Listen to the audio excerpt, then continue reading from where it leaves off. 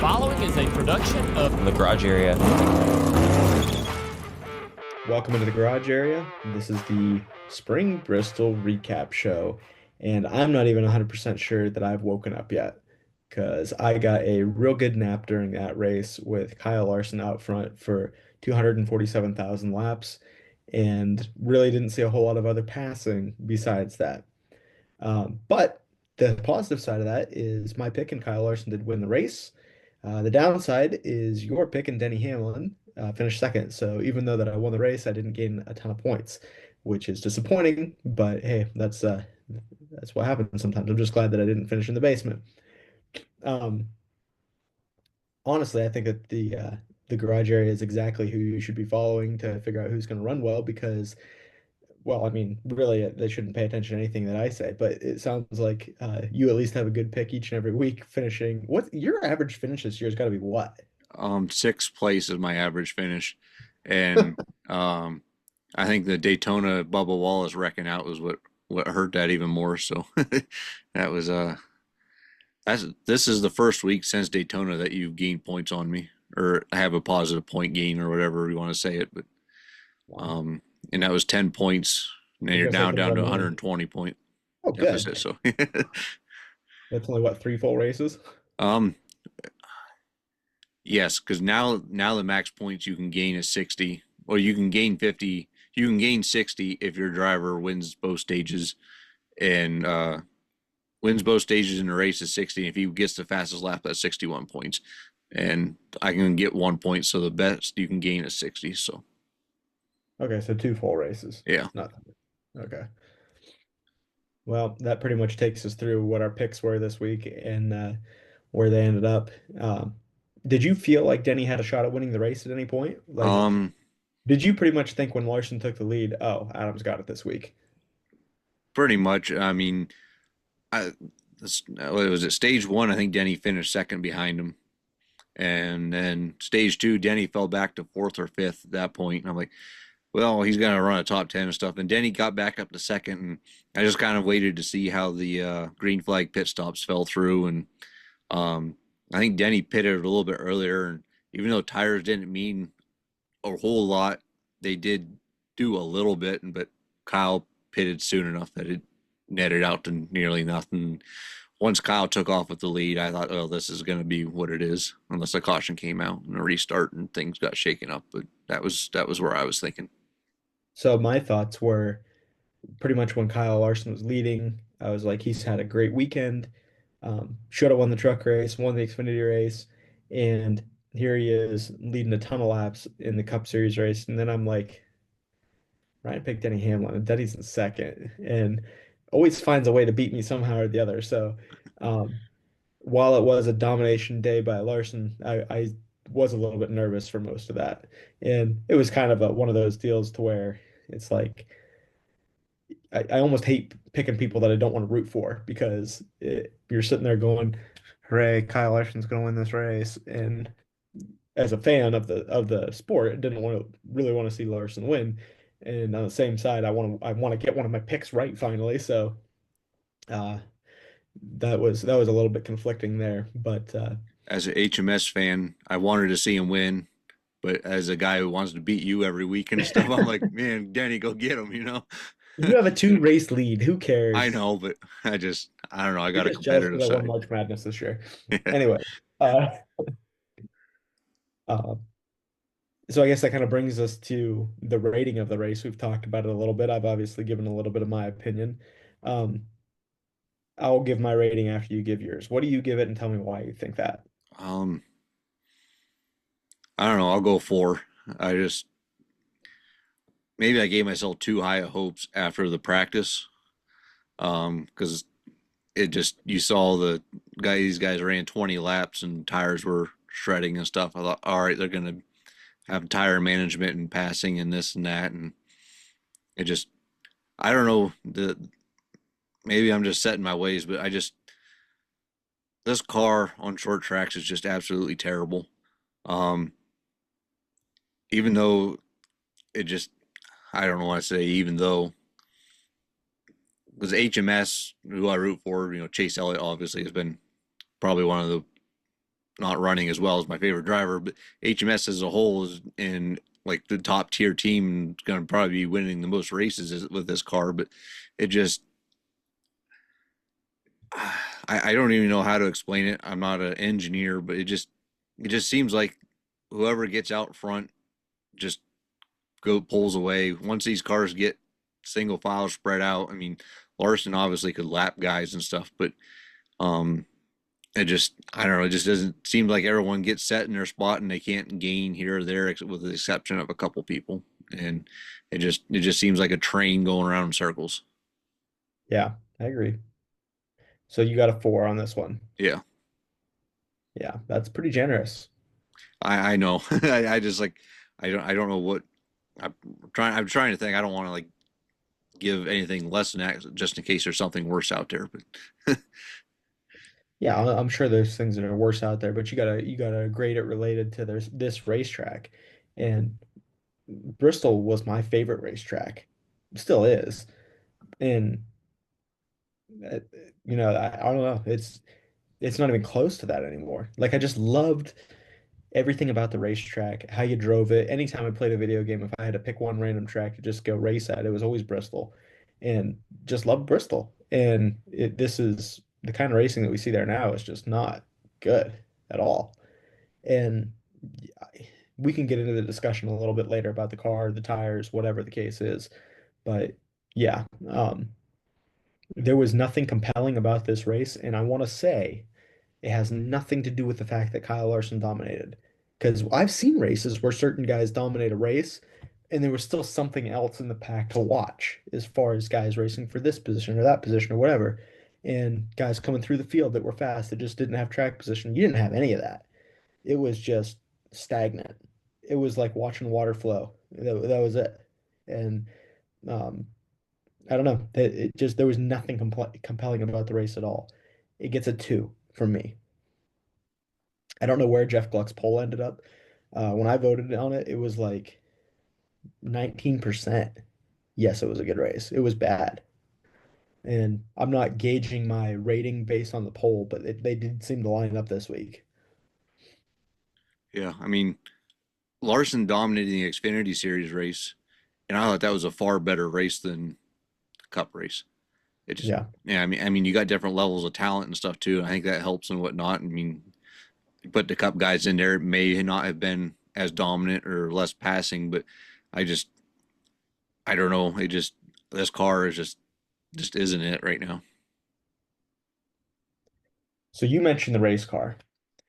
There's two topics of discussion after this weekend. It's the Gen 7 car and it's the tires. I think that both certainly play a factor. Sure, Goodyear could make a little softer tire. Everybody's complaining about the left sides, make the left sides wear more. That would be great. And I think that Goodyear is going whatever direction is necessary. You can't put all of the blame on Goodyear. And in fact, I would put very little of the blame on Goodyear. This is a car problem to me. It is every bit about aerodynamics that should not play a factor.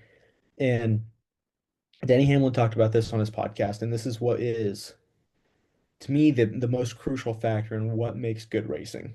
He said that when you're out front, you don't even have to put down a good lap. All you have to do is run in the line of the guy that's trying to catch you. And that's going to take away his downforce, and he's not going to be able to catch and pass you. When I was watching races as a kid growing up, it was if you were the leader, you had to go as hard and as fast as you could to get away from the guy that could catch you. Because if he could get there, he could take the air off your rear spoiler and you didn't have any rear grip. And you'd go sliding up the racetrack and he'd go underneath you and pass you. And that was awesome because you had to run as hard as you could to stay in front of that guy and you had to run as hard as you could to catch the leader. And now it's like, yeah, you can get there, but it doesn't matter because you can't get by them because they've got all their air. And the fact that you're racing for air is just, I hate that. Yeah, these cars to that point also have seems like the most downforce they've ever had, the largest tires they've ever had, and the least amount of horsepower. And I shouldn't say the least because they had like a 550 or 500 package. They started running at some mile and a half in the Gen 6 and stuff, but it's just all this downforce and no power is just choking these guys down to the point where, I feel like the Xfinity cars have more horsepower than the Cup cars. And I would think you'd need more skill to drive the Cup car than the Xfinity car. And it just feels like that's not what it is. Everybody can drive this car. You notice there was only one caution during this race, and you would always have guys bumping into each other, spinning out. And this car, you can plow into these guys and they don't spin out. It's just so much easier to drive these cars and stuff, and you don't have guys making mistakes. And when you have guys make mistakes, you have guys passing each other. Even Yeah. the best drivers, they'll mess up a lap or something here and there, get past, and have to work their way back around a guy and stuff. And you just don't have that with this car. No, I mean I can just see it in my head of, you know, guys that just were on the razor's edge when they were driving, like literally on the razor's edge. Everything you could do, like going into every corner, going, I've got to hit this perfectly, or I might not come out the other side. And that's what was the demonstration of talent from race car drivers at that point. And it's just not there. And I'm not taking away anything from Kyle Larson. I think that his team gave him a great race car, but I think I could have won in that race car. You know what I mean? Like if that I'm being exaggerating, but if you're out front and you can get around Bristol, you don't even have to get around it well. And all you can just if you can work lap traffic, you're good. If you can restart and work lap traffic, you're good. That's it. That's all you need. And it just that should not be the case. Yeah, I 100% agree. I don't know. I don't know what the fix is. Other than remove these underbodies is where I'm thinking. But um, because anytime I hear about underbodies, I go to F1 because that's where um I think those cars make the most horsepower. And in F1, it seems like the same thing. Wherever you qualify is almost where you finish. And it just feels like we're getting to that point with this car. Where you start is where you finish, and obviously it's not to that extent, but it just feels like it's heading that direction. Yeah, it's just not good. I think that, I think the best way to solve this problem is to take the radiator cap from the Gen 7 car, jack it up, and put a whole different car underneath of it. Just give you something that has certainly no underbody downforce, very little overbody downforce, and make it all be chassis, make it all be motor, and give them a skinny little tire to get a hold of that they got to manage throughout the race. I don't know. That's what made this what it is, this sport as a whole. That's when you saw guys, yeah, there was cars that were cheated up all the time. Like Jeff Gordon, Dale Earnhardt, when those guys were dominating, those guys were cheating. But those two guys were very good race car drivers on top of that. And it's just it's you're not seeing that anymore. Like, do you really think that Kyle Busch is this bad? No, Definitely not. No, of course not. And do you think that Joey Logano is as bad as running 4 laps down at Bristol? definitely not. Definitely not. And some of these guys, they're not this bad. It is this race car, and it's not letting the talent of the driver show through, and that's becoming a problem because who are you going to root for? Like, did where did Chase Elliott qualify? 18th, 19th, I think, maybe 20th even. And when you saw where he qualified, did you think that he had any shot at winning this race? Um, if the tires wore out, and the tires Okay. didn't wear out, and I'm like, well, he's probably stuck there. Yeah. And that's just that's growing up a Matt Kenseth fan, he'd qualify 36th out of 40 cars every single week and finish in the top 10. And it was just like if I remember he sat on the pole at Darlington one year and it was like, what? I don't know what to do now because I've never seen Matt qualify on the pole. Like, where's he going to run through this race? And now you almost have to qualify in the top five to even have a shot. And it's just it can't be like you're going to destroy. what little entertainment factor the sport has left. And that's the problem is it's so much of an entertainment factor. Let's choke these cars down like you said so that we can see them running close together and give the illusion of good racing. I don't want to see the illusion of good racing. I want to see good racing. Yeah. I uh I just remember I saw something uh oh it was like pole times, and I just some of these pole times seem to be the same. Ryan Newman had like a 15-second pole lap. I don't remember what year it was at Bristol. I Oh, saw it three. messing around with a video game or something that said pole time. But them cars, they were like fast straightaway, slow down in a corner, fast straightaway, high horsepower manhandling.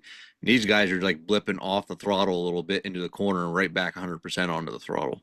And it just is on rails. I mean, yeah, as long as you hit your line, you're good, you know, and it just everybody's doing that every lap. They're just going to follow each other one by one.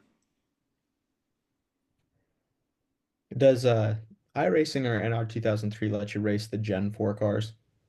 Yeah. Do they? Yeah, there is a Gen 4 on iRacing. Hmm. And I mean, NR 2030 pretty much is the Gen I 4 guess car. they So are yeah, Gen 4s. Um, yeah, we should just start racing like that and then putting that out there for people to watch because that would be more entertaining than NASCAR Cup Series racing on Sunday. yeah. And that's sad. Um, I guess the only other thing that I really wanted to bring up from the Cup race was kind of highlight some of the guys that did well, and namely AJ Allmendinger. He got the Xfinity fastest lap and finished in the top 10. I think you said he finished ninth, Yeah. and he's in 16th in points right now. And AJ's quietly had a pretty decent year. I don't know exactly where his finishes have been at every single racetrack, but I've noticed him do well. And with him being that close to the cut line on the point standings, I mean, obviously we're a long ways away from the end of the regular season, but I gotta ask the question, especially with the way that SVG's running. People talked about SVG being the guy that, he's gonna run lousy at the ovals, but he could sneak a win out of the road course racetracks.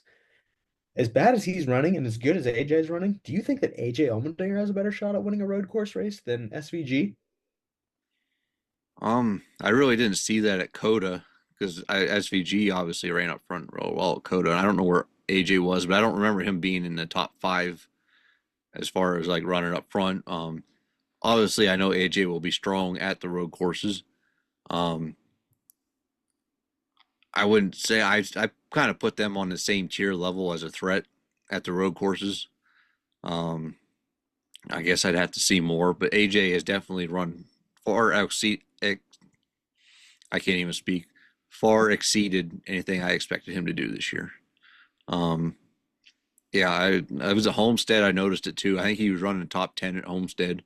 They had mentioned he ran good there in the next gen car, particularly at Homestead. So um, I don't remember at Martinsville. I remember seeing him top 15 and stuff too. The thing also with Colleague, the 10 car with Ty Dillon, I've seen him top 20 more often than I expected him to. Um, I believe he's in the top 20 in points somewhere too. So he's outrunning a lot of guys you expected to be up in the field too. So Colleague as a whole may actually have a decent race team going right now. I seen on Twitter that Ty Norris left uh, Trackhouse and went to Colleague, and I feel like I've noticed Trackhouse has kind of sunk a little bit, and Colleague has actually gone up. So I don't know if there's something with what Ty Norris is doing over there that's brought their performance up and kind of hurt Trackhouse's performance, but there is something to that. Seems like it. That's weird that Ty can have that big an influence on track performance to me. I don't know. I think that's weird. Obviously, he's got a deep history being fundamental at DEI and how that thing got started. But yeah, it's hard to believe that that one person can have such a big influence because Colleague was junk last year and Trackhouse was trending down, but they weren't terrible.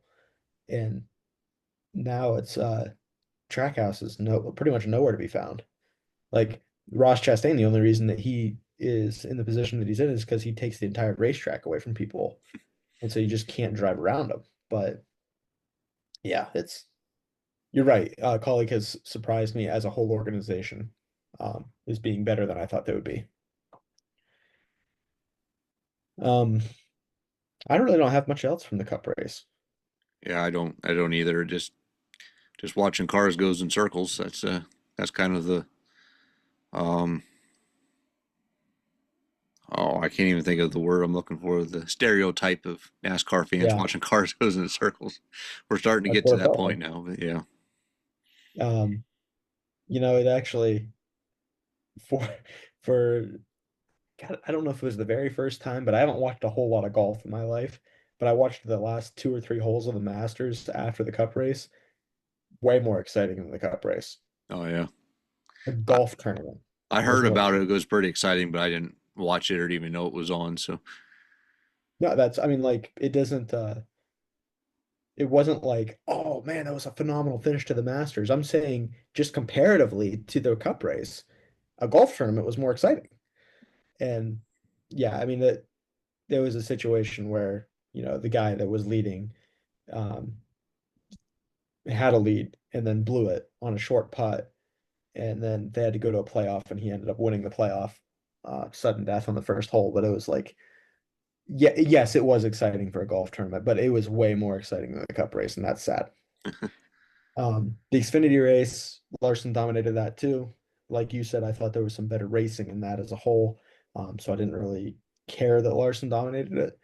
And I didn't hardly watch much of the truck race at all. But yeah, I missed like the first half of it or something like that because I completely forgot it was even on. I was working on something else. Like I just I think you sent me a text asking about the John Edwards or whatever yeah, situation or whatever, and I went on Twitter to look something. And they talked about the trucker. Oh, it's on. I flipped it on at that point, and not much happened in that.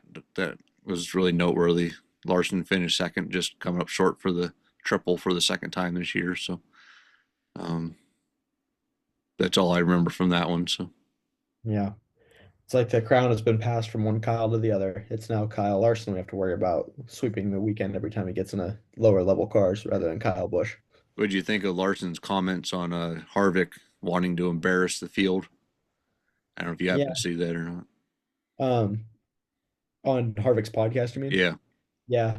I didn't see the podcast. I heard or I think read it maybe. I read that he said that he wanted to embarrass the field. Then he talked about making a bet with him, or some of the buddies in the group made a bet with him that he couldn't lap the entire field, and he was trying pretty hard to do that. if there wasn't stage breaks, I think he would have.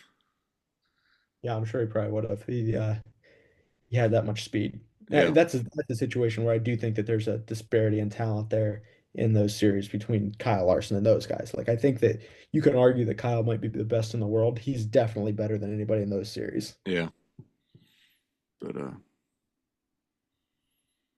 that's all I got for anything this weekend. I think so. Yeah, that's all that I've really got too. Off week this weekend for the Cup Series for Easter weekend, and they're going to Rockingham in the Truck and Xfinity both, right? Yeah, And Casey Kane's racing in the Xfinity Series race for RCR. RCR with a Hendrick sponsor. Is it? Yeah, it's the Hendrick car sponsor. I don't remember if the car looks like Kyle Larson's or not, but Oh, it has to. That's the only team they run. yeah. So I thought that was kind of interesting, but Yeah, that it's a shame that he wasn't going to race for junior and race the nine again. That'd be cool since he was so close to finishing with Matt there in 2004 yeah, at that'd have Rock been last race. yeah. So But I don't know if I've ever watched a live race there in my lifetime. um, one day I had the TV on out in the garage and I was doing something out there and I had it on FS1 or something and they were replaying the '04 Rockingham race. And so Oh I yeah, got to watch it on TV. But obviously I didn't see that. I can't remember. 2004 sporadically through that year I picked up some races here and there and I feel like I might have watched at least part of that race when I was a little kid, but I can't remember for sure. Either way. yeah. Um, '04 and '05 was like my like more full time paying attention to the sport or whatever. I think that I can remember. I feel like the end of '04, remembering Kurt Busch winning or something. I think it was I don't know if it was you and I were getting into it together at that point or something because I feel like I remember talking to you about it that time or something. But I remember being like a Jeff Gordon fan. Remember watching bits and pieces of races with him in the '90s with the rainbow car. But really, the end of '04, '05 of Gordon winning the 500 in '05 is really kind of my launching point for what I remember from the sport. So that was where I'm at with Yeah, that. I uh I can remember seeing Kurt Busch hold the trophy at Miami. That was like my first real core memory of it. Um, and I don't remember Gordon winning the 500. I do remember Biffle winning at California the next week. And the real like was locked into the race moment for me was Carl Edwards and Jimmy Johnson in Atlanta. Was that year too? '05? Yeah. Hmm. Yeah, I remember that. Oh, But yeah, and that's just the kind of racing that I wish we could get back to. yeah, and Anything? Go ahead. I don't know. I was just thinking of how long ago that was. I'm starting to feel old. So Yeah, 20 years ago. 20. Yeah. Yeah. Anything else you want to talk about from Bristol weekend? That's all I got. So That's all I got too. So I don't know. Hopefully we're still going to be putting out some form of content. It's kind of up to Ryan this coming week, so that we're not going to have a podcast, obviously, Easter week because there's not going to be any real racing to talk about. So we'll just mix in the Rockingham update with the post Talladega rant that we're going to have about them saving fuel and running side by side all race long and not going anywhere. So that's what I'm looking forward to. And we'll see you guys after Talladega.